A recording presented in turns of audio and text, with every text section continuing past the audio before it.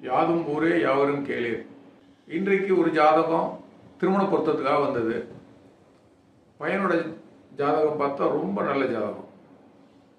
லக்னத்தில் குரு இருக்குது, மிக சிறப்பான நல்ல குணம், ஆடிட்டராக இருக்காங்க, நல்ல சாஃப்ட் நேச்சர், நல்ல குணம்.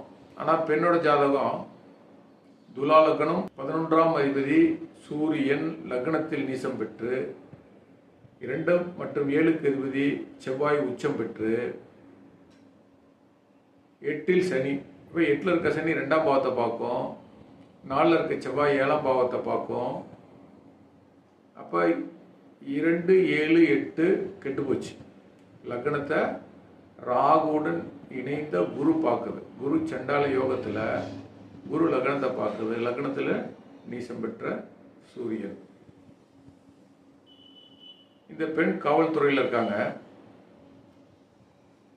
இப்போ இந்த பெண்ணுடைய குணநலம், திருமண அமைப்பு இதெல்லாம் பார்த்தா அந்த பையனுக்கு ஏற்றதாக இல்லை.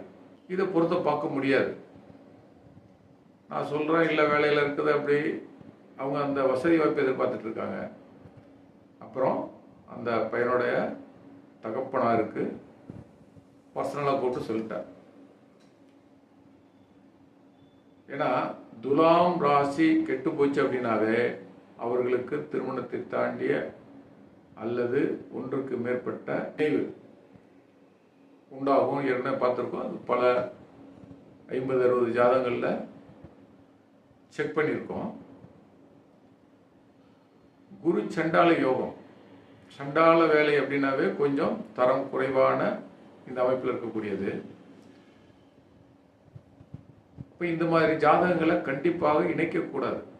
வருமானம் இருக்குது, அரசு வேலை அப்படிலாம் பார்த்தா கூட இந்த தம்பதியுடைய பிற்கால வாழ்க்கை நன்றாக இருக்காது.